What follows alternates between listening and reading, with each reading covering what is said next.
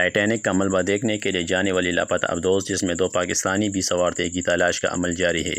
Ocean get expeditions نامی company کی جانب سے چلائی جانے والی 21 فٹ ابدوز نے اتوار کو ٹائٹینک کا ملبہ دکھانے کے لیے 5 مسافروں کے ساتھ اپنے سفر کا آغاز کیا تھا، لیکن حکام کے مطابق 2 گھنٹے سے بھی کم وقت کے بعد اس کا سطح سے رابطہ منقطع ہو گیا تھا۔ امریکی کوسٹ گارڈ نے کہا کہ اس نے شمالی بحر اوقیانوس کے دور دراز علاقے کا سروے کرنے کے لیے 2 طیارے روانہ کیے ہیں، لیکن دن بھر جہاز یا کمیونیکیشن سگنلز کی اطلاع کے بغیر امریکی کوسٹ گارڈ کے ہیوسٹن میں قائم یونٹ نے رات 9 بجے کے قریب ایک ٹویٹ میں کہا کہ اس نے آج کے دن کے لیے کام مکمل کر لیا ہے۔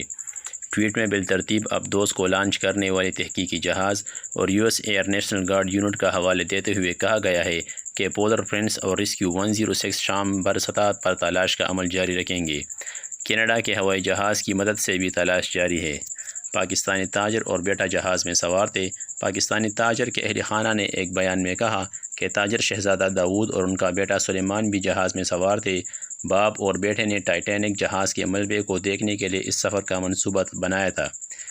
شہزادہ داؤد پاکستان کے سب سے بڑے ادارے اینگرو کارپوریشن کے وائس چیئرمین ہے، جس نے کاد گاڑیوں کی تیاری، توانائی اور ڈیجیٹل ٹیکنالوجیز میں سرمایہ کاری کر رکھی ہے۔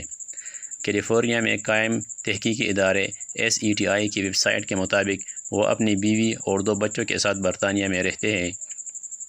ایک بیان میں اینگرو کارپوریشن نے کہا کہ اس سے صرف اتنا معلوم ہے کہ ابدوز سے رابطہ منقطع ہو گیا تھا۔ مزید تفصیلات کا علم نہیں۔ اس سلسلے میں کارسائرائیوں سے گریز کیا جائے۔ انہوں نے مزید کہا کہ ہم اینگرو میں ان کی فوری اور محفوظ واپسی کے لیے دعاگو ہیں، اور جب بھی وہ آئیں گے تو ہم آپ کو اس حوالے سے آگاہ کریں گے۔ مسافروں میں سے ایک اور کی شناخت برطانوی تاجر ہمیش ہارڈنگ کے نام سے ہوئی، جن کے ایویشن بزنس نے اس مہم کے بارے میں سوشل میڈیا پر پوسٹ کی تھی۔ امریکی کوسٹ گارڈ ریئر ایڈمرل جان موگر نے ہیوسٹن میں صحافیوں کو بتایا کہ اس دور دراز علاقے میں تلاش کرنا ایک چیلنج ہے، لیکن ہم تمام دستیاب وسائل بروئے کار لا رہے ہیں تاکہ اس بات کو یقینی بنایا جا سکے کہ ہم ابدوز کو تلاش کر سکیں اور اس میں موجود لوگوں کو بچا سکیں۔ اس سلسلے میں وقت انتہائی اہم ہے۔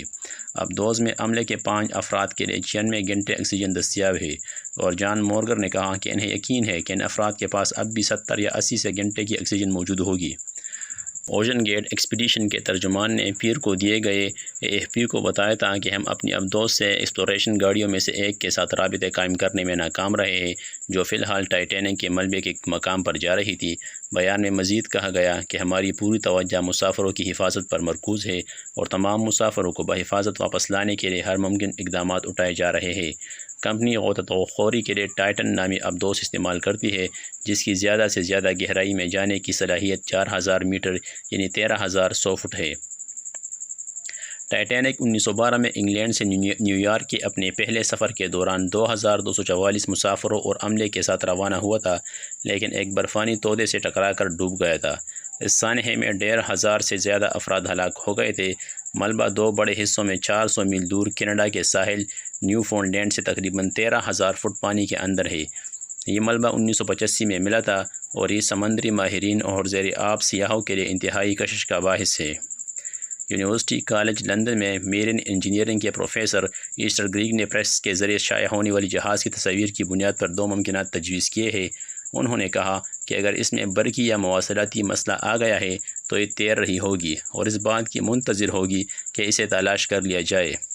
ان کا کہنا تھا کہ ایک اور صورت یہ ہو سکتی ہے کہ پریشر حل خراب یا لیک ہو گیا ہو، جس کے بعد صورتحال اچھی نہ رہی ہو۔ اوشن گیٹ نے اپنے بیان میں کہا کہ ہم ابدوز سے رابطہ بحال کرنے میں تعاون کرنے پر متعدد سرکاری ایجنسیوں اور دیگر کمپنیوں کے تہہ دل سے شکر گزار ہیں۔